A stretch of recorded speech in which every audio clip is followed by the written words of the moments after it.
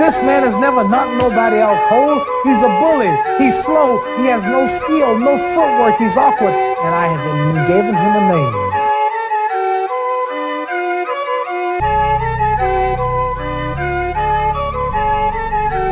Because he fights. When he's fighting, if you ever watch him in the ring, he drags like that after his opponent.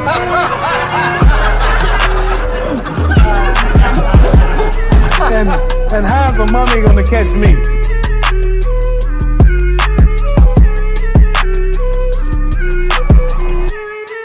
And all I had to do was to go out and beat for a man who had no skill, no class.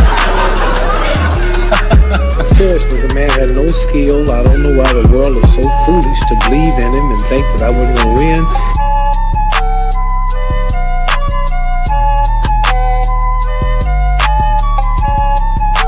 Well, when you say you're ready to go to war right now... I see that guy on the street, I beat him before the fight. You'd actually take him on before the fight? Beat him like I'm his daddy.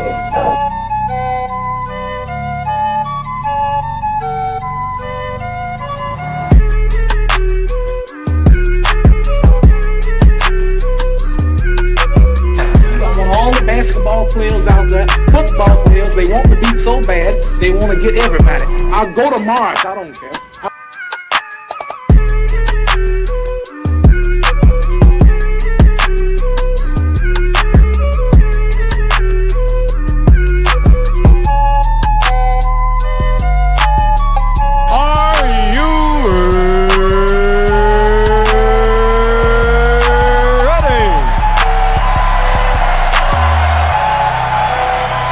For the thousands in attendance and the millions watching around the world, let's get ready to rumble!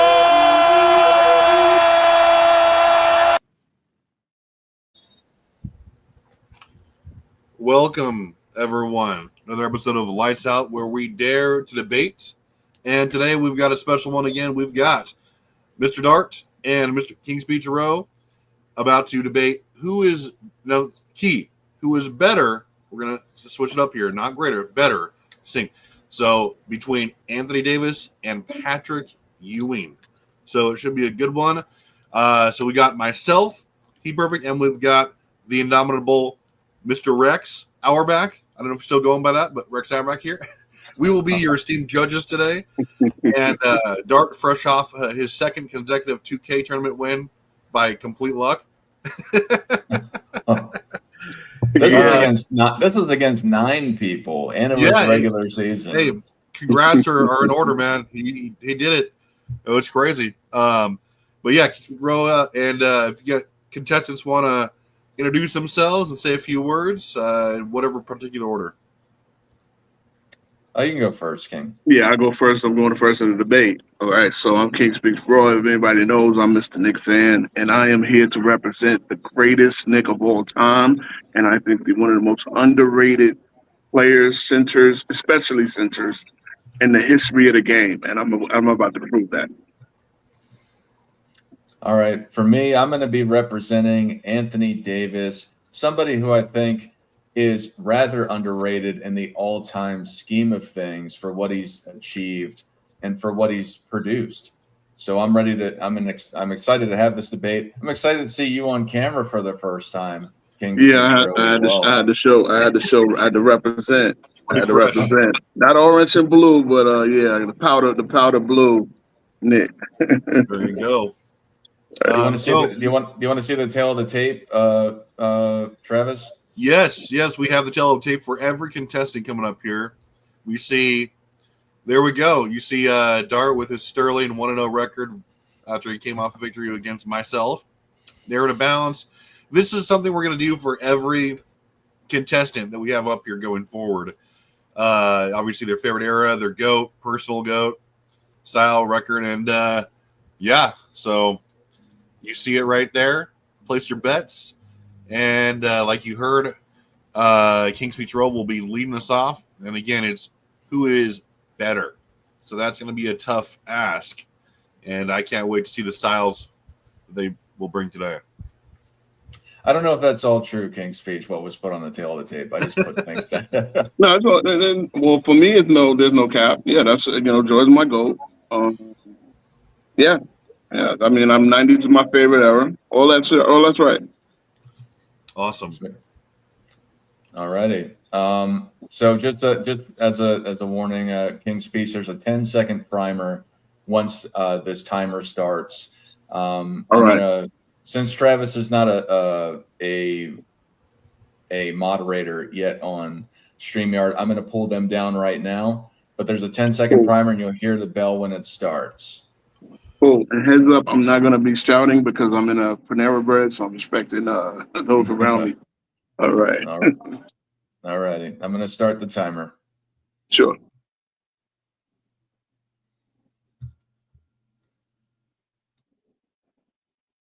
Three, two, one. So I'm starting today by representing the Hoya Destroyer, the big fella, one of the greatest centers of all time. And here's a guy that really gets underrated in the grand scheme of things because he played in probably the greatest era, the most competitive era amongst big men. And I'm going to prove it with a lot of facts and stats today. First of all, Patrick Ewing was drafted #1 to the Knicks out of Georgetown.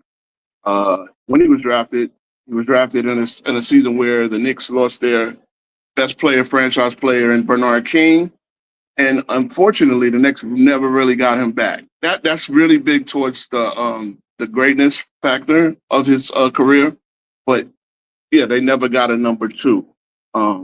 Patrick Ewing was an top 5 MVP 6 of his 7 years, and I'm going to base a lot of that on my arguments. His 7-year and 5-year peak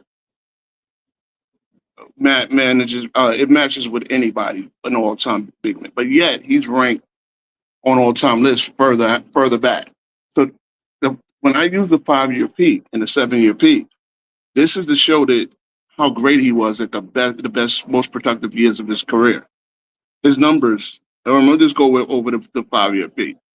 The 5-year peak, he was 25.6, 11.3, 2.3 rebounds, 1 steal, and 3 blocks. With a 5.18, shooting percentage 7.47, 75% pretty much from the line. That parallels with Duncan, Dirk. It dwarfs Dirk, especially the rebounding numbers. It parallels with Robinson and Akeem. One of the bases of my argument is that Ewing was definitely the backbone of the best defense of the 90s. And I got numbers to support that. The numbers being that the Knicks were never outside of the top 5. From 91 to the end of the decade, they were never outside of the top 5. And I'm just Akeem Olajuwon. I'm going to compare that to Akeem Olajuwon, who is arguably the greatest defense of all time. I have second to Russell. His team was in 91, second, 10th, third, the 91 on, second, 10th, third, second. But then in 95, when he won the championship, they were 12th, 14th, 10th, by 98, 28th, and by 99, 15th in defensive rating. The Knicks never fell outside the top 5. And in every one of those years, Patrick Ewing was there as the backbone and rim protection of the greatest defense of the league. So you talked about it being the most competitive big men era. How? I didn't hear any examples of that. AD was also drafted #1, a fantastic prospect. They had fantastic players on the New York Knicks. I don't understand why he didn't have a #2. He had another 4 players on his team as well. 7 and 5-year peak. I'll go over the career holistically, which is higher than Ewing, and I'm going to describe that as well. And then top 5 of what defensive numbers? I'm unsure what you're talking about. But AD's better than Patrick Ewing, meaning of a more excellent or effective type of quality. It's represented by AD with his stats, his impact through his advanced stats, his dominance over the rest of the league individually compared to Ewing, and their individual team success. So Patrick Ewing is often known as one of the greatest shot blockers of all time. However, he's never even had a blocks title. In comparison, AD has 3 blocks titles in comparison to the time that he was in the league. That's something that shows his dominance in respect to that specific skill set, particularly on defense. He's a more dominant player than Ewing offensively and defensively, as I said, for that matter, which is defined by his dominance and recognition over his contemporaries compared to Ewing, and his team dominance. Anthony Davis's box score stats are higher than all of Patrick Ewing's stats, except for by 0.1 in the regular season for blocks, and his 3-point percentage in the playoffs, even though he only shot 23 shots in the playoffs his whole career. These include points, rebounds, assists, steals, field goal percentage, free throw percentage, 3-point percentage, effective field goal percentage, and he had a better turnover rate. Additionally, with that, Anthony Davis is a playoff riser in respect to his statistical production compared to Patrick Ewing, whose stats lower in comparison every time he has gone to the playoffs, or in on average, except for 3-point percentage. This likewise is defined by everything appropriately that I previously mentioned with those stats.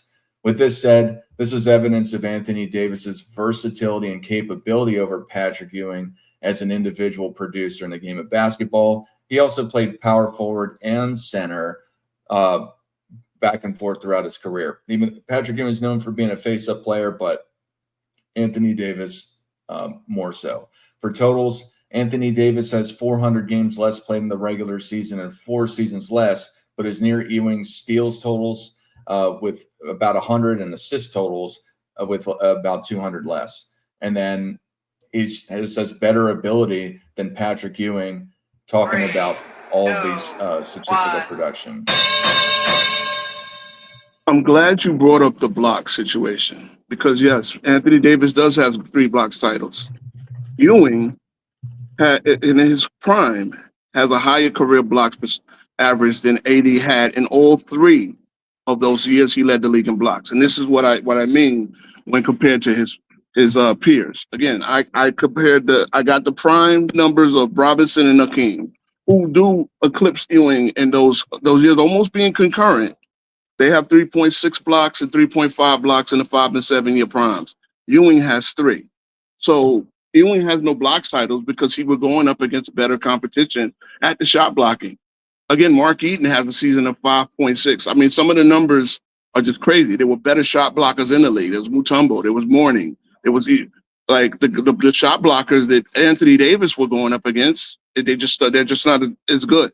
Now, one of the key things I'm going to rebut in comparison. Ewing played 50 games in his rookie year. He was rookie of the year. AD played 64. AD was not rookie of the year. AD did not receive a single first place vote for rookie of the year. Dame Lillard was the unanimous rookie of the year. Okay. Well, now you're going to look at this main factor of availability. Ewing battled a lot of knee injuries and leg injuries up until the 1998 season and in the 99 season when he ruptured his Achilles in the middle of the series against the Indiana Pacers. A game with game 2 where you could see that it was almost diagnosed that he was, but yet he still played the entire game against the Pacers. And then where the Knicks wound up winning the series, but he played that second game. Ewing was a warrior. But between 1980s, between his 3rd season and then his 13th season, Ewing missed 20 games in 10 full seasons. 10 full seasons. No lockout shortened seasons, no COVID seasons, no. Anthony Davis missed 26 in 1 year. Anthony Davis missed 36 in another year. In the COVID season, he missed 9. He missed 42 games the season after the COVID season. The first season after the second COVID season. Because actually, between 2020 and 2021, both seasons were affected by COVID. AD missed a grand total of 78 games. So I bring this point to show that Ewing was a warrior. Ewing battled a lot of knee, leg, a lot of issues. And what was the injury that finally made Ewing miss more than We missed 56 regular season games. 3, Well, this is a 2, flagrant foul 1. by Andrew Lane. So you just admitted that Patrick Ewing wasn't the best shot blocker of his time. We don't know how AD would have done compared against them in the 90s, but we do know is that AD was the best of his time in respect of getting those 3 blocks titles in comparison. Rookie of the Year is a fantastic feat, but that's his initial career season. Looking at the rest of his career, I'm going to show you who's better. And then you described about who was more available as Patrick Ewing, but we're talking who's better. We're not talking who was more available. So I wanted to just talk on some more things I was talking about in the last round. Anthony Davis's best regular season per game averages are better in 3 of the 5 major stat categories. And for his playoffs, as I was talking about as a playoff riser, he's higher in 4 out of 5 of the 5 major stats and tied for blocks at 2.2. The biggest disparity with playoffs is 26.1 to 20.2 in points. And then for single game highs, Davis outperforms Ewing in points, steals, and blocks, and is tied with him in rebounds and assists. But I want to talk about how he's better by having more impact. And this is described by his advanced stats. So similar to regular season stats, AD outperforms Ewing in most of these metrics and has similar scores in the cumulative ones that account for total career. So AD's regular season advanced stats define that he was more valuable than an average replacement player over his career than Ewing, which was a cumulative stat, a total career stat. AD has nearly doubled the box plus minus, defining how many points a player contributed more so than a league average player per 100 possessions. AD is considered to contribute more wins in a full game on average than Patrick Ewing. AD also has a higher percentage in obtaining these stats against opponents and teammates of the top 5 stats versus Patrick Ewing. So all the stats for being able to get rebounds over them, get steals, get blocks, and get assists. He, on average, against everyone that he played against, had a higher percentage than Ewing doing that. He also has a higher true shooting percentage, which describes 2-pointers, 3-pointers, and free throw percentages cumulatively together. So he's a higher percentage of just shooting. And AD is considered to have a higher per minute production versus Patrick Ewing with a higher PER. And these are all similar to their playoff advanced stats, where AD is similarly better than Ewing across the board, with exception to value over replacement player. And similar to raw stats, Ewing's impact measured by these stats are lower in the playoffs than the regular season. So talking about his impact and his production. 3, 2, 1. AD's better. One thing my opponent mentioned was the success of Anthony Davis. Well, as I'm looking at Anthony Davis' career, before coming to the Lakers, Anthony Davis had one winning season, 40-34. He won 1 playoff series. Patrick Ewing led. I mean, and mind you, here's the thing I want to get into. The greatness of Patrick Ewing is that two factors. Patrick Ewing is the only player to make more field goals in a series than Michael Jordan. This is Michael Jordan fans are the best, right? And Michael Jordan was the only reason why Patrick Ewing ever won a ring. Let's keep it a stat. But again, Patrick Ewing beat Larry Bird, Kevin McHale, Robert Parrish, and Dennis Johnson. He did that with Johnny Newman and Gerald Wilkins as the next best players. Okay, he did it in the 91 first round, and he had a monster series. So the playoff riser, you're using that. Patrick Ewing had a lot of battles with a lot of big men. Robert Parrish in that one. He battled with the front line of the Detroit Pistons twice. He battled with Alonzo Mourning. He battled with Hakeem Olajuwon in the finals. He battled with Rick Smits. Where are AD's playoff battles? AD doesn't make a long playoff run until he joins LeBron James. And yes, in the bubble, after 4 months off to recover, and they won the championship. But have they duplicated that success? No, the next year they got knocked out in the first round. And why?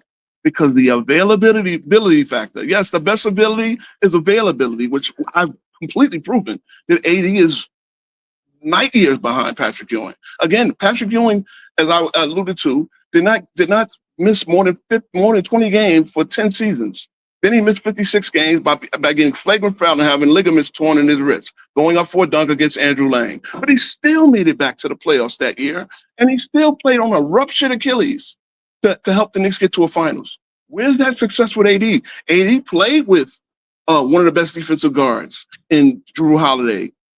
Ewing had two of the best guards, Mark Jackson and Rob Strickland, traded off his team. He wound up going to a finals with John Starks and Charles Oakley.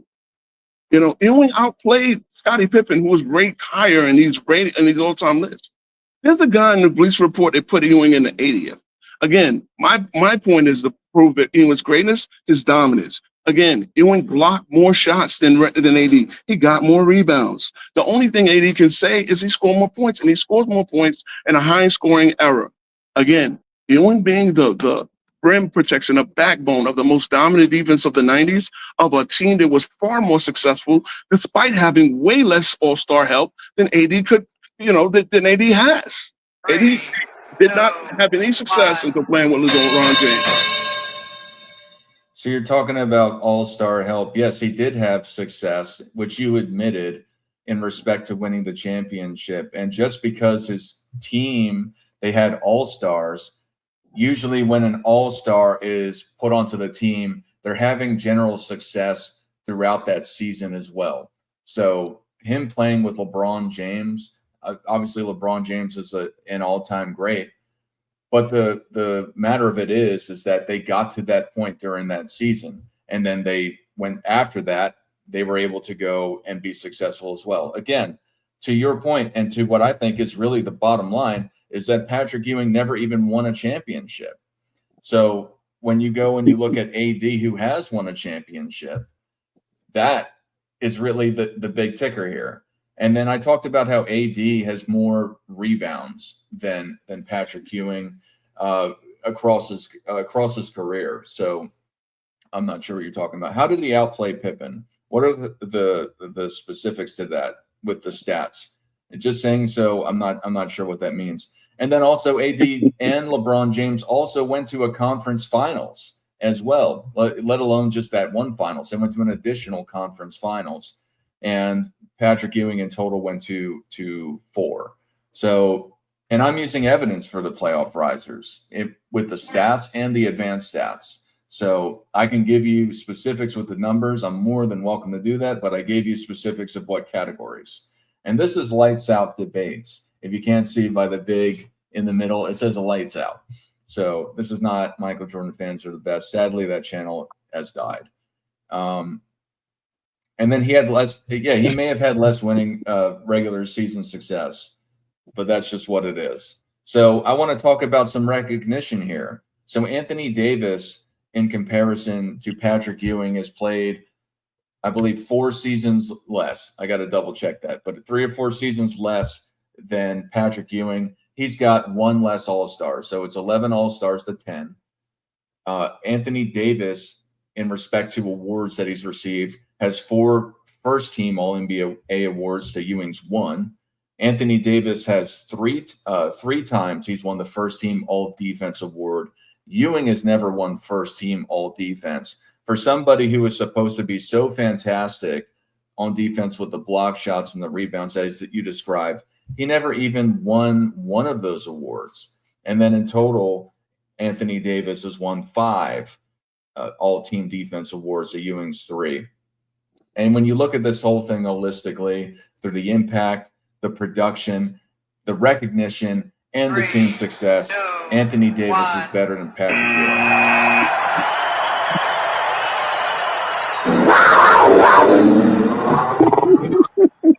Okay. Smoky. Quite the debate there. And yeah, you've heard the arguments there, everyone. And as an honorary guest, Rex, would you like to render your verdict first, sir? This one's really tough. Really, really tough. It was really close, I thought. Both had some statements that were not backed up statistically, which is what a debate is. A debate is you're putting a topic on trial, and each side is arguing their side of that topic, And just like a court of law, you have to present evidence, fact-based evidence. You cannot accept hearsay or opinion. And there was a couple of instances of that. The one thing, if we're arguing better, not greater, but the word greater was spoken twice. Sticking to the format seems to be the hardest thing. As personally, my belief is Patrick Ewing is greater. Anthony Davis perhaps is a slightly bit better. We really didn't talk about who was better. If you're talking about better, basically you're looking at it as a coach or a scout and you're evaluating their game, right? Like who has a better shot, who has better, rebounding, is better at getting rebounding position, who's the better passer from the low post, the high post, from the wing, you're doing all that, right? You're evaluating the player, who has a better first step, who has a better post moves, and that was not even discussed. So it's a little bit confusing for me, but I think I have to slightly go in Dart's direction because he stuck more to the debate format and was backing up his assertions with actual statistics at every stop, which is a debate, what you do in a debate. Okay. Greg said a great point there. I think there was a lot left on the table on both sides, but I think if I was breaking down round by round, I was looking for came out of the gate with. I know a lot of our styles just are kind of leave, kind of hold it back and just kind of give a preview in round one. And I mean, Dart came out of the gate, I think very stronger because I was looking for King's Speech Road to kind of build on the defense aspect of it and how the Knicks were so effective. But I'm going to give the round to Dart because he did come out and explain initially how AD's numbers were better than Ewing's, especially in the playoffs, which I think was important because, like Greg said, this is a debate about you're just doing head-to-head who's better. This way you can use things and this way, when you're using things like stats and advanced stats, those things are way better than just overall resume, right? Voted on awards. When your stats, obviously it's not the end-all be-all, but when you're saying it's better, then you have to how, and stats are really the best way to do that. Obviously, when they went on, so I mean, I gave the first round to Dart just because King's Speech really just laid the groundwork for what he was going to talk about, but nothing really beyond that. It was pretty vague. Round two, though, I think Rowe came out really well, and this is what I would have attacked also. He explained how the competition was, especially on the defensive end, was arguably way superior, far superior than what AD was facing overall. He started to go into, especially he touched on the blocks, and I was excited for him to continue on that. I wish he would have deep dived into that and kind of explained how the contemporaries, maybe as far as AD's 2 or 3 better competitors were. You could have brought up some advanced stats there, things like that. I was stoked on that, but I think he had a solid round as well.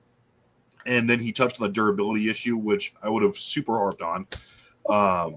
But he went into that. He kind of meshed that together. So he was talking about the impact, which I think does go to the better portion all, but very solid round. All Dart kind of built on his statistics as far as, AD in the playoffs, AD advanced stats. I did give that round to Rowe just because it was, I think, when you're talking about better, he did do a great job of talking about the competition, which I think was far superior, especially defensively. In Ewing's era, he meshed that together as far as the ability. But up until that point, it was a great debate. I thought that too, but I think that Dart kind of pulled away in the third round just because, again, he was sticking consistently. He had more of the stats. He had more of the actual backing up as to why AD was better. He did talk about how, and I get it, it's Harris, but he did talk about how the defensive accolades are on AD's side, regardless of what you want to think. And it just, I think there was a lot left on the table that Rowe could have talked about, especially for he started with how great the Knicks were defensively, but he really just said it. He really didn't explain how that was in relative to how the Lakers were actually trash a lot of the years, and so were the Hornets, or the Pelicans rather, with AD. And he could have went into that too, how Ewing was basically just a one-man, or how impactful he was, and one of the few defenders who was. But anyway, I give that to Dart, but I thought it was a great debate all around.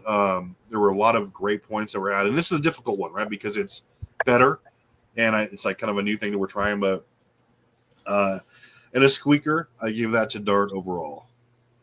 Yeah, I think this is by far the closest debate that I've seen. I mean, we're like, I really think Rowe that killed me with just a couple, throwing in a couple of opinions with no fact-based numbers to prove them is the only separation. Yeah. And that's just the debate format. If this was an open discussion about who's better, I'd be going with Rowe. But following debate format, Dart was much more strict with the format in the presentation, which is what a debate is. Remember, a debate is graded on how well you debate. You can be completely right in your argument and still lose a debate in a landslide. You can win a debate and be completely wrong if you have all your ducks in a row and you make a better argument. And I think that's what a lot of people don't really think about. Oh man. So yeah, I mean, let's we get the audience poll. Like, yeah, obviously, congratulations, Dart. You did a great job. It's really tough. I mean, yeah, you did a great job of proving that the inferior player was the better player.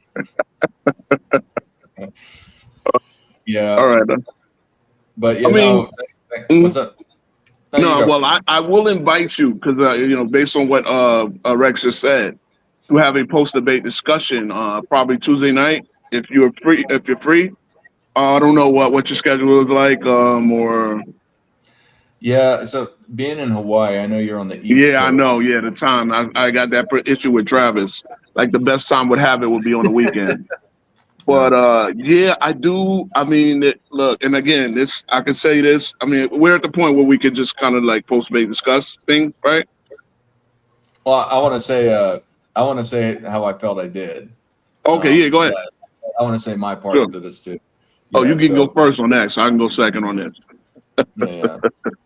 Yeah. So I do think I pulled away with this. I think Rowe had some fantastic points, and like what Rex was saying, I think there just wasn't enough evidence-based claims to put him over the edge. I think I had more.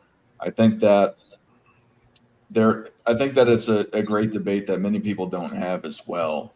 That because Anthony Davis is a fantastic player and Patrick Ewing has this icon and legacy behind him, I think it's fantastic to have debates like this. And I just want to thank you, Rowe, for coming and joining me on here. No doubt.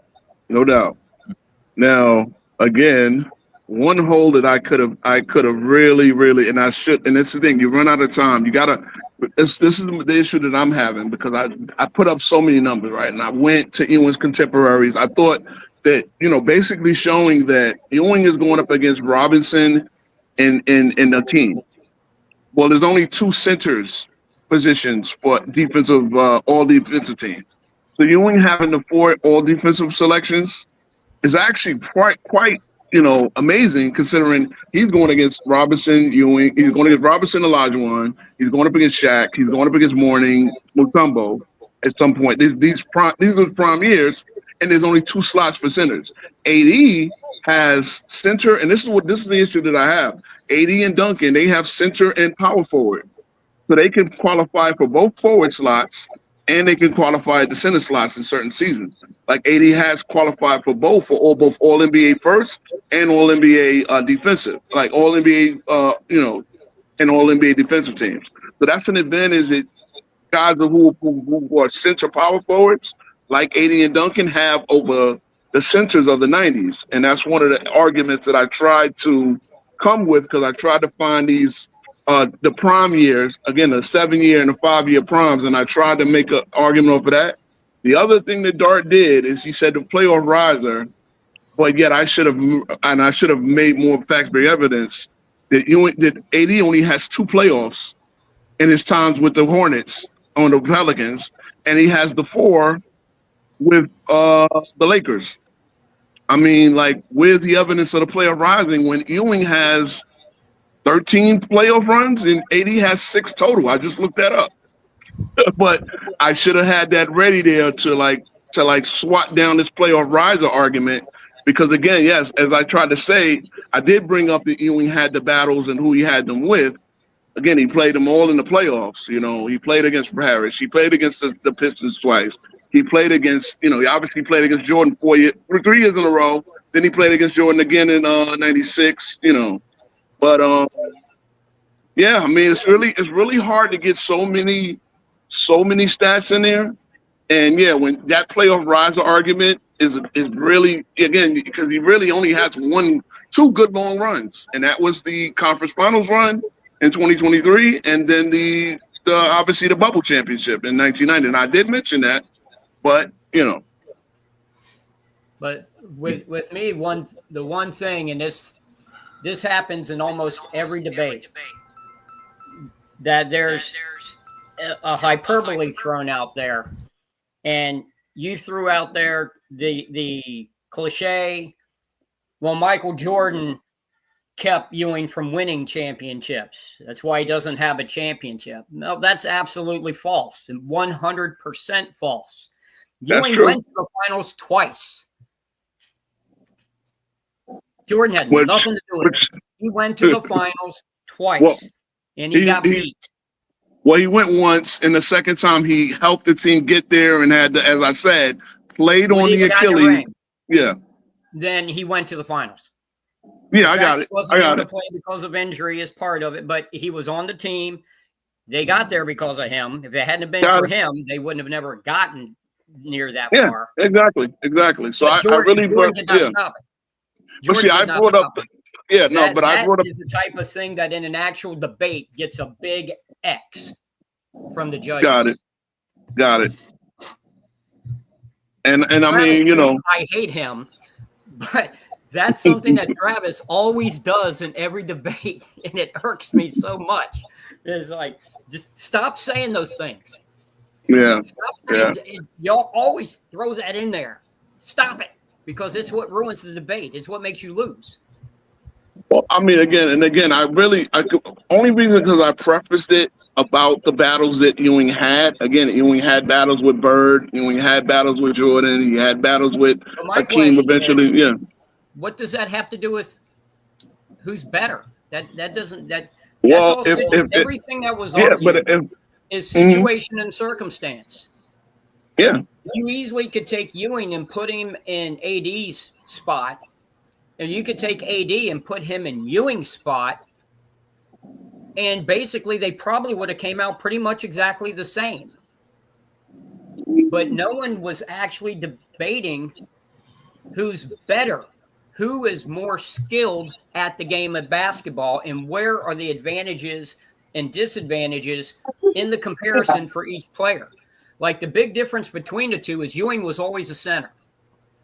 Always. He was 7 foot tall when he was like 15 or 16 years old. Okay? He was always a center. He was like 6'8" as a freshman. He was a soccer goalie when he came to America from Jamaica. Okay? Always a center, always a shot blocker. He was raised specifically to be the next Bill Russell. AD was a guard in high school. He was a shooting guard, known for shooting threes from the deep corner at 6 foot. That's how he started. So he has a more varied skill set because of how he grew up and how he was raised. So they're different types of players. They have different skill sets. That was not even discussed. So I wanted to. So I brought it up briefly, and then I didn't really send it home when I started talking about the advanced stats of how he did in comparison to how he was able to get rebounds, how he was able to get assists, how he was able to get steals and blocks more so than everybody. I don't think I fleshed it out like that. But I did define what better was, and then I defined how I was going to describe it. So I did that. That was the first thing I said. I said better meaning if a more excellent or effective type of quality is represented by AD, by his stats, his impact defined by advanced stats, his dominance over the rest of the league individually, and their individual team success compared to Ewing. So I did say that, but I get your point, Rex. And then I also didn't, again, I think I did fall a little short of emphasizing what I was trying to say. And I did talk about his versatility in respect to being a better face-up player, but I kind of left it at that. But because I didn't want to say that he was a better shot blocker per se in respect to the skill set, because they never played against each other. So that's why I was avoiding he was a better this, that, and the other. Well, they're different kinds of shot blockers. Yeah. See, Patrick Ewing grew up and was always at Ringen Latin High School and then at Georgetown, then obviously going to the Knicks. He was in very specific defensive schemes where he was the anchor. Like I said, he was seen. If you read articles about him in high school, growing up in Boston, he was being seen and touted as the next Bill Russell. It was always, remember, his college coach was Bill Russell's backup.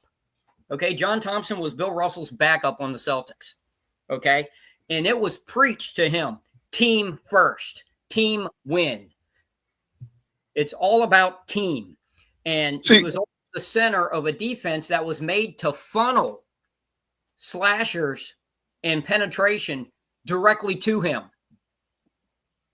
So he had all of his blocks come from under the basket. Very few of his blocks come on the floor. The exact opposite with AD.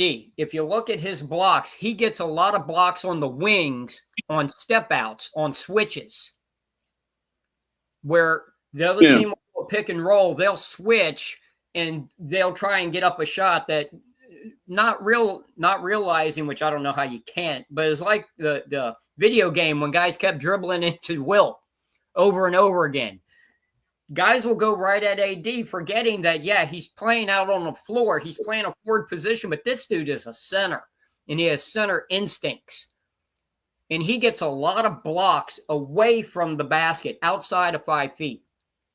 Almost all of Ewing's blocks are inside 5 feet. He was a traditional post center and was kind of pigeonholed as that. He could shoot. He could shoot outside. Everyone knows that. Everyone knows his jumper. But he never played that position, situation, and circumstance. Correct. I have a question, because one thing that I did, and again, it's a lot of numbers. You gotta get in 3 minutes, right? Yeah. When I made the point that out from 92, the Knicks were never outside of the top 5 defensively, and Ewing being the backbone of that defense, I did, knowing that Akeem Olajuwon, what he was, and then I went down what the Rockets were. Again, the Rockets were 3 of the 4 years they were in the second, right? Top 2, but then they fell off precipitously after 95, 96, right? And actually, they were 10th. They were actually they were 12th. The second championship season, right? But to get this in context there, you have to ask yourself a question, though. Yeah. When they were middling as a defensive team, was that because of Hakeem? Yeah, I mean, and that's really what I'm trying, because I'm trying. Yeah. Was it because of Hakeem's defensive deficiencies that they were middling as a team? Oh yeah, of course. No, so obviously not. And again, the team was not great defensively, is why they were in the middle of the pack. Yeah, no, of course. But what I was prefacing by saying I think he's the second greatest defender of all time. Now, of course, he's going to. No, but I'm not. There's a reason why I put that up, because I was not trying to compare Ewing to Akeem. I was trying to compare Ewing's impact to Akeem's impact, showing how it's equal, but yet Akeem was a better defensive player, right? But because he's going up against that with less spots available, I knew that Dart was going to come with AD's been on more defensive teams. Well, Ewing, being the impact of the best defensive team of the 90s, which again I used the defensive ratings finishes throughout the whole decade to support that. Well, Ewing is not on defensive teams, but he's not, because he's not getting the same defensive numbers, yet the impact was definitely there. Well, again, and I could have driven home. AD didn't play on a top defensive team until the Lakers. He didn't play on a single top defensive team until he got to the Lakers. In fact, the highest his defensive impact made the Pelicans was 9th. Outside of that, they were middling to bad every year. And that's I guess what does that speak to greatness? But it also, no, but that's what I'm saying. What you're saying there contradicts yourself, and that's why the point isn't made. If AD on the Pelicans only has that team middling defensively, and so did Hakeem, his team was in the same area, but we know Hakeem was one of the greatest defenders of all time. So AD can still be one of the greatest of all time, even if his team at the time was middling. Yeah, but that's the thing. But that's the also thing. Again, his teams were actually, in addition to being defensive middling, they were not good. Again, he only has 2 long playoff runs. He only has 6 playoff appearances total. He's been out of the playoffs, and I could have harped on that. He's been out of the playoffs more than he's been in the playoffs. What does it say about him being better? Well, again, see, that's the thing. If you're going to be a better player, you have to get your team to the playoffs, especially when you play with considerable help. Hey, Dart, if you said you could have just, like, when he said that Ewing didn't really have any help. So there's only one team in NBA history to have had at least 3 players finish top 5 in DPOY voting together, teammates. If you would have said that, I would have been like, we're not having a debate. Dart wins automatic. 93 Knicks. Yeah, 93 Knicks, which again was the best defense in the league. And I know Oakley was there as well, and that's great. But again, 93 Knicks were arguably more overall successful than any of AD's team. Yes, AD won the championship. Honestly, like if you would have said, hey, listen, his impact has to go with better too, because defense is a skill. But yeah, AD was arguably, I mean, you could have just harped on being ineffective or not impactful. I'm not saying at all, but relative to Ewing, that would have been a route you could have taken. But I get it; it's only 3 minutes around. Yeah, but it's 3 minutes around. I mean, I did try to bring up the prime stats. You got to go with prime.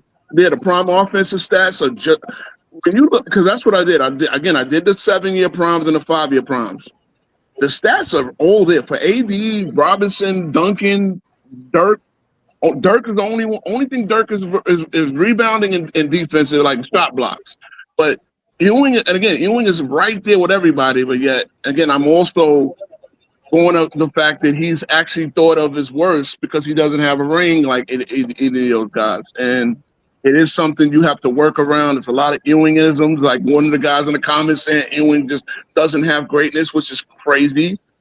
Again, here's another. I thought I mentioned this, and I should have really highlighted this. Ewing finished in the top 5 of MVP 5 times, more than AD has. AD has only finished in the top 5 for MVP, I believe, 3 times. And weren't they all with the Pelicans, or no? I think one was with the Lakers and one was with the Pelicans. But here's the thing for me, and why I think it's so close. I think Robinson, Ewing, AD, I think they're all so close, skill-wise, and talent. They're all right there. The differences you see in their accolades and their achievements and their personal stats is all situation and circumstance. Ewing's greatness is in the fact that if anyone, and the thing is people who don't know New York sports don't understand. The New York sports media has crushed people, has crushed people's careers when they've tried going to New York to be the guy in any sport. They can't handle the pressure of New York. Yes. Ewing's greatness is that he took it and he carried it for nearly a decade and a half. He carried that mantle. And Rex, I'm a New Yorker. Since he's one of the greatest 10 athletes in New York sports history and gets treated like he's top 50 at best. I really, that's really because Dart. When I saw you in debate, you were talking about Ewing with Dart. Dart just said, "I just don't see it." Ewing, I wanted to debate Dart since then about Ewing, and it's just like this is the problem that the New York media is this is why the Knicks now their policy, why Dolan, we don't talk.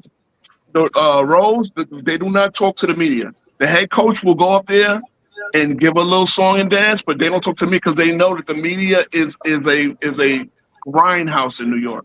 I live in New York. Who was it? Was it Randy Johnson? Yeah, well, he played for the Yankees. Yeah, went and just couldn't. He even said it, I think, at one point. He couldn't take the New York pressure and the New York media. Yeah, it takes a special breed to succeed there. Yeah, I mean, again, the finger roll, right? Ewing is looked at as a laughing stock because he guaranteed that the Knicks will win that series. What they don't tell you is that in Game 6, Game 5, Game 6, and Game 7, and remember, we had to come back from a 3-1 deficit versus the Pacers. We pushed it to Game 7. Ewing had a monster game in that Game 7, and the finger roll, again, Ewing thought it was less time on the clock. He thought it was less time on the clock than it was. He pulled up short, didn't dunk. Ewing now is a laughing stock because he made a guarantee that he didn't deliver on. But Ewing actually made the guarantee in '94 too against the Pacers. He delivered on it. We got to the finals. Again, a good pick and roll on Akeem Olajuwon got Starks open in Game 6. Akeem Olajuwon recovers, blocks John Starks. John Starks probably knocks that 3 down. The Knicks win in 6 if Akeem Olajuwon doesn't make one of the greatest defensive recoveries I've ever seen. Like the Ewing greatness, like again, the guys like Ed Carey, they have no idea. And when it comes down to Game 7, I mean, we can go. When I said Ewing outplayed Pippen in the head-to-head, yes, he outplayed him throughout the series, and he out in the number. And I would have had to read out numbers to like support that. But Ewing outscored him, out-rebounded him, played better in Game 7, played better in Game 6, played better in Game 5. Really, got better in the first 3 games. Again, the same thing. Ewing, when Scotty took himself out of the game, the Knicks were down 6. Ewing, the Knicks went to Ewing on Longley 3 straight times. Ewing scored. They went to Pippen 2 times. Pippen pulled up brick. The 3rd time, they started, Phil decided, Kukoc going to get the shot. Kukoc made the shot. Without making that shot, the Knicks probably go up 3-0. Again, if Derek Harper doesn't get in a fight with JoJo English, getting himself suspended for Game 4 and thrown out of Game 3, the Knicks probably win in 5. But again, these are all things. But there's so many things about Ewing that he was a warrior. Again, I brought up the fact that he missed 20 games in 10 years battling all those injuries. I think if you're talking greatness, Ewing far exceeds AD. Yeah. But we're talking better, as in their individual skill at playing the sport of basketball. Which is, and I'm a huge Ewing guy. Ewing was my guy growing up. You watched him at Georgetown for 4 years. I'd go to the games at the Capitol Center. But his skill was in understanding how to play his role on the team, which was taught to him by, like I said, all the disciples of Bill Russell. So he played a different type of game, and he was always a center. So he does not have the varied arsenal that AD has. AD has a much more varied game. AD to me seems to be a lot like Duncan with the defensively he plays center, right? But offensively he's forward. He can play around. Yeah, well, Ewing is a low post back to the basket, but can still stretch it out. Again, it's hard. It's really hard. And the Ewing numbers was never, again, because of situation and circumstance, was never able to play that way. He never had a Robinson as a teammate to push him out to power forward. The 1 year as a rookie, he played with Cartwright. Yeah, and they made Cartwright move to forward. So we never got to see Ewing as a forward. He was always considered the number 5 in the hole, under the basket. That's what you do. So he never developed the skills that AD did. So I think that AD is a better player as far as more varied skills and being able to do more things at a higher level. But he will never reach Ewing's greatness because of the same situation and circumstance. Being the center, I mean, the only guy that knows what it's like to be Patrick Ewing is Willis Reed. And he had Clyde Frazier most of his career. They know. Yeah, he had Clyde Frazier most of his career. Again, that's the other thing I'm harping on was when Ewing lost his guards, the guards that feed him the ball. I mean, with all that said, the prime years, Ewing's prime years are there with any other big man in the history of the game, especially his contemporary. I can sit there and like put up the numbers, show my notes, put the numbers, but his numbers are right there. And then Ewing is still looked at as not even in those guys' league, which just, again, it irks me, it bothers me. It's why I wanted to have this debate, why I challenged Dart. You know what I'm saying? But, and again, if you look at it, who was Jordan's biggest competition? Probably was Ewing's Knicks. And Ewing was always just missing that one other primetime player. Because, yes, that's why when I brought up the defensive rating numbers, because it shows you when it came down to being the next Russell, he was that. He was that to a point. He was that to a point because, again, the Knicks were top, the best defensive. The Knicks were like number 1 in defensive points against until Mike Fratello started running that slow down offense, and Cleveland started being number 1 in points against. But when it comes to defensive rating, because of they had less possessions, the Knicks were still number 2 in points again because Mike Fratello started running the slow down offense after Brad Daugherty retired in '94. So from '95 on, Cleveland, a far inferior defensive team to the Knicks, were leading in points against. But the Knicks would lead with the Knicks, Bulls, and Cleveland as far as 1, 2, 3 in points against. But yeah, man, I mean, I really wanted to represent you, and I hope I did that. I hope I did at least open some eyes to show that Ewing, his resume is there with anybody else, any other big man in the league. History. Ewing is a lot like Russell in a way that if you want to argue who's better, it's hard to argue for Bill Russell because ball skill wise, he was an inferior player because that's not the game he played. That was not that's not what was prioritized. That's not his strength. But when you talk about understanding the game, knowing your role and being able to excel, leadership, all of that type of stuff, that's where Ewing is bigger than his numbers when it comes to that. Like Russell is the biggest, he totally dominated an entire era without dominating individually. People knocking for that, but that's actually his brilliance. Is that he didn't need the ball in his hand to dominate. He didn't need to take all the shots and hog all the glory and all of that to will his team to victory. He was able to do it as a general and use his pieces. That's why he was able to become a player coach. Ewing, to a much lesser extent, but still the same way. Ewing had a limited game compared to AD, but he led far better. And you know what I mean? His greatness is not even to his ability. Like when you argue Michael Jordan's greatness is way up here. But Michael Jordan's individual skill set is also way up here. When you talk Kareem is greatness and skill is all right up here. But when you talk about guys like Ewing, his skill may be a little bit lower, but his greatness isn't affected by that because he understood how to play. And he was. Brooks, what are you talking about? You said the other day you said Kareem was the least skilled big man in NBA history. Who did? You did.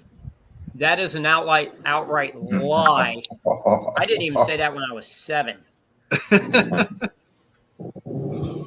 In fact, I think that Wembanyama is actually the modern Lou Alcindor. If young Kareem, when he was Lou, was 20 years old today, he would be Wemby.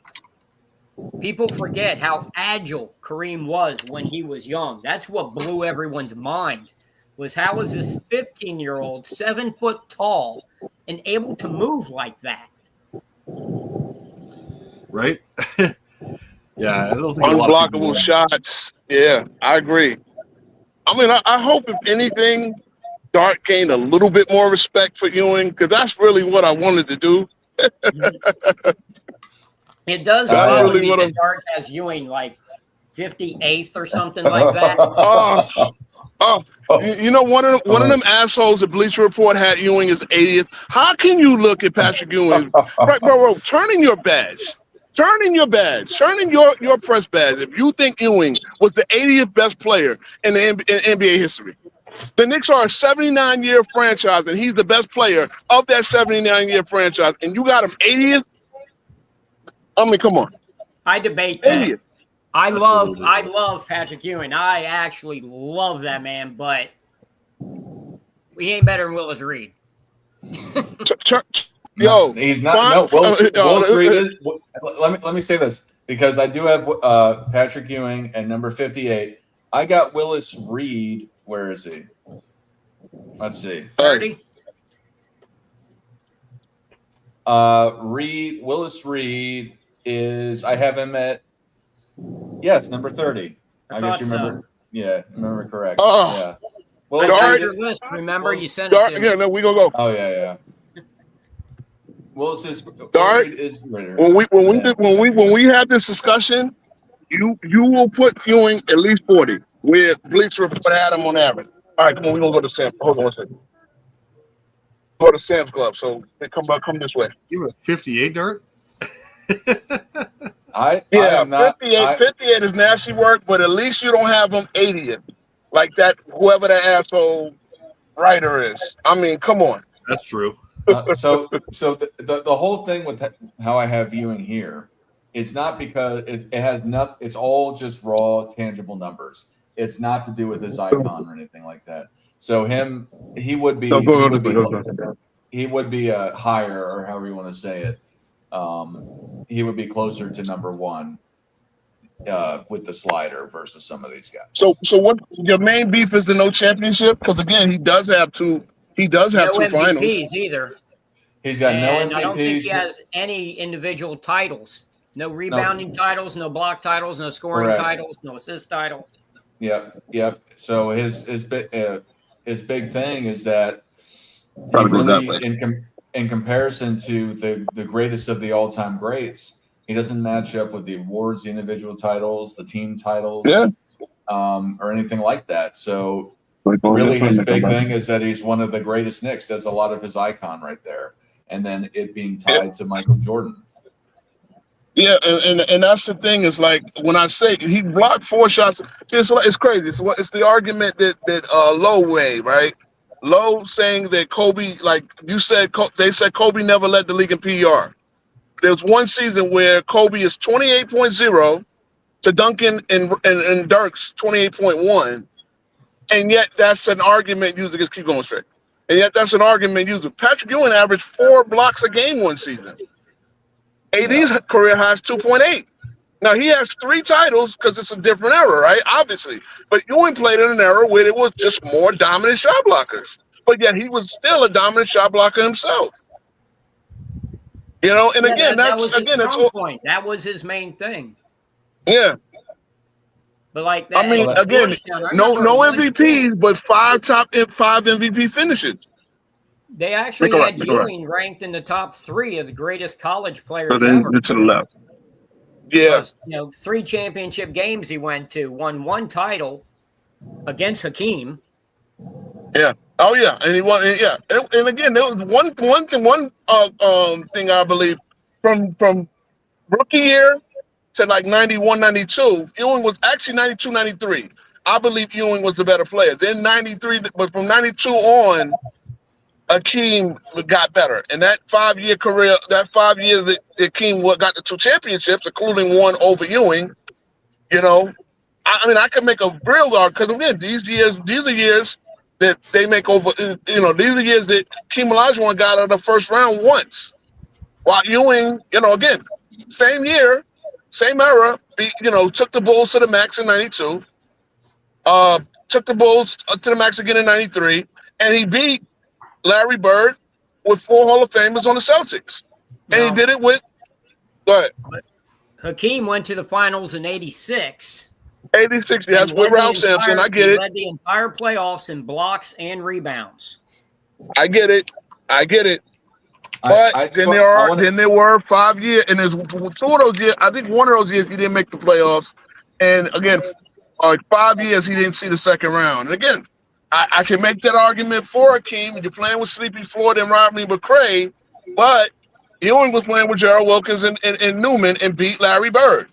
I mean, again, I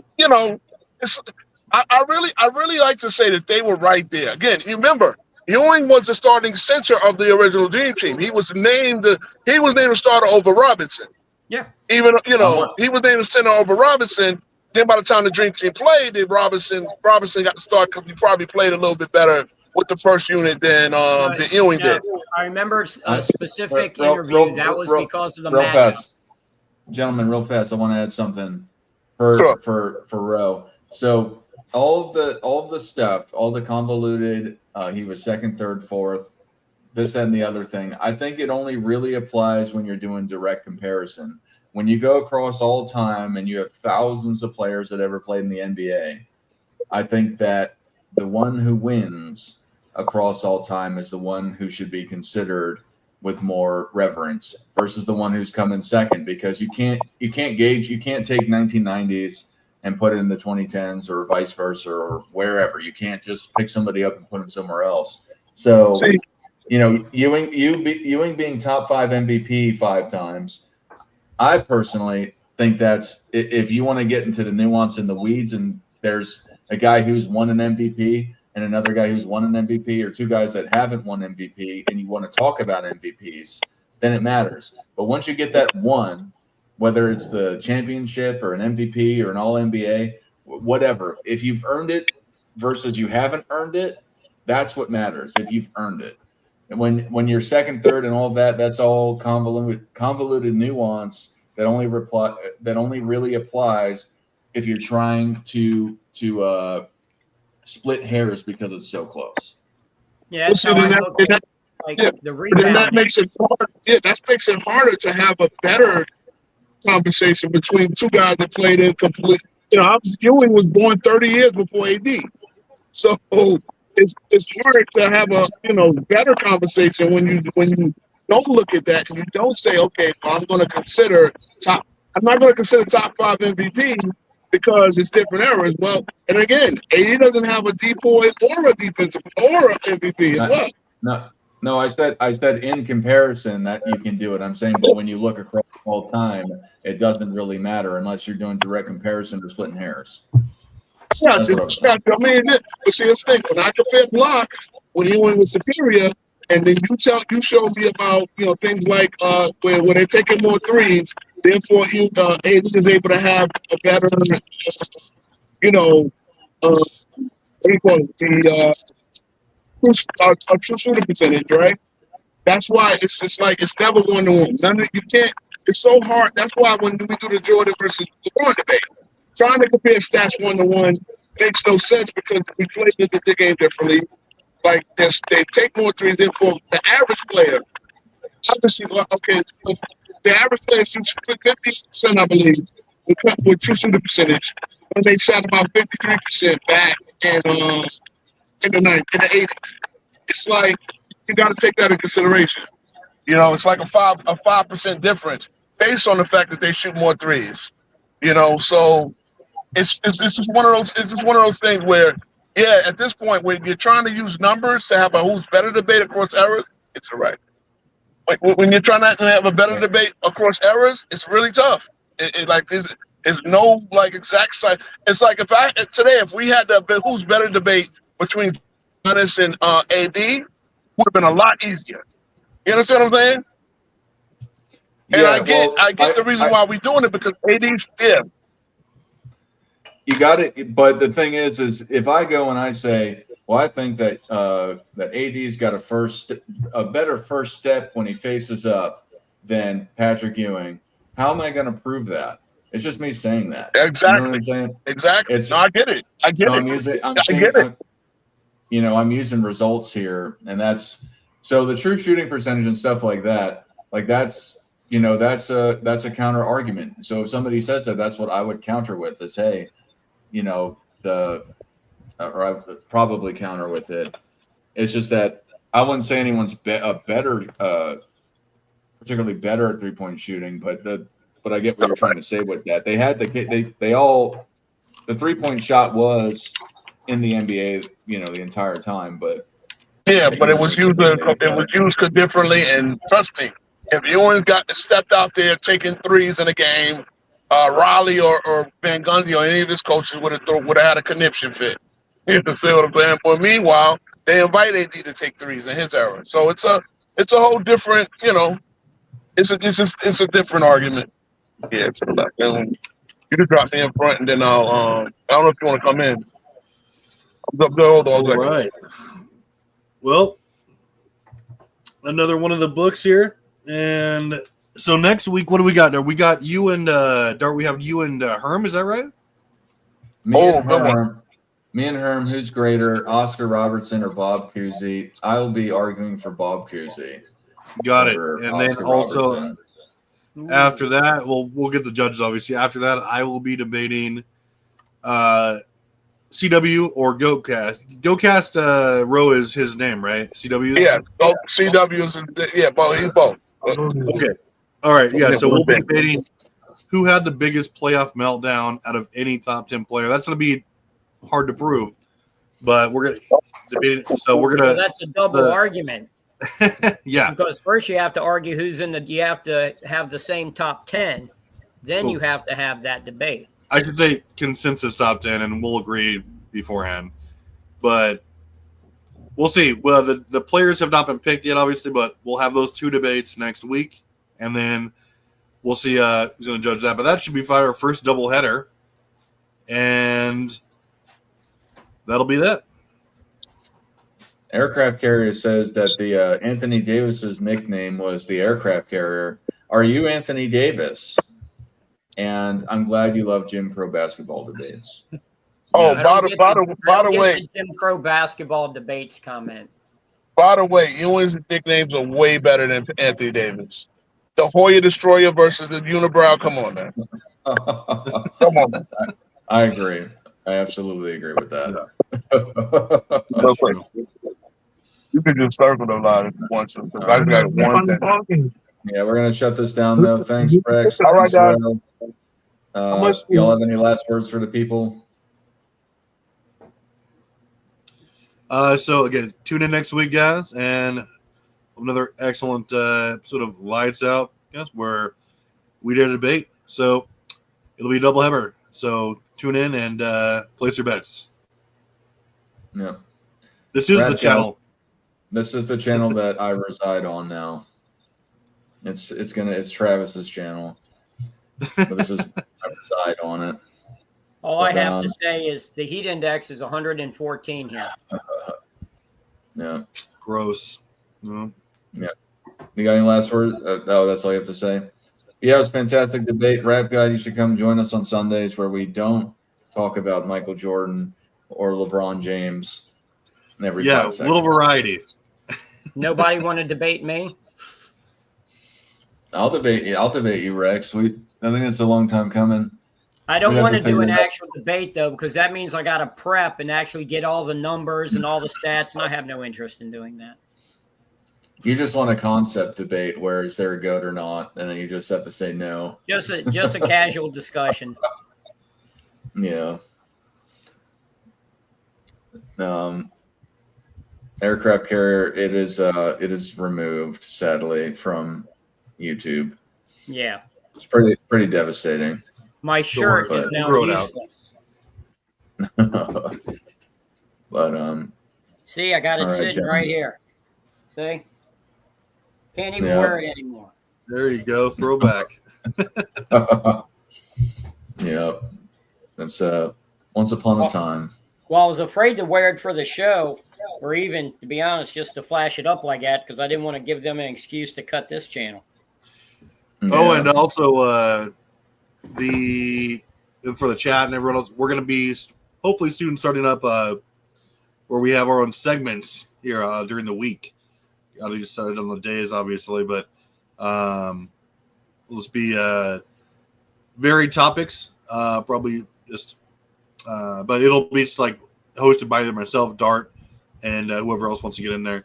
We just have individual topics, and then obviously our group collaborations every weekend. So look out for that. More content coming your way. Absolutely. I still say LeBron's behind your other channel going dark. Yeah. I wouldn't be surprised. I mean, like, for real. Like, for real. I was doing too much with too little. It's getting a little too influential, I think, for their liking. We got to get Scap as a guest appearance here at some point. Yeah. Yeah, I gotta reach out to him. But Well, I don't think any of those guys like me, so yeah, I'll hang in the They shadows. like you better than us. But yeah, aircraft carrier, you should come up here and just say it, especially if you're Anthony Davis. That'd be hilarious. Anyway, yeah, I hope everyone has a great day. Yep, I'm going to.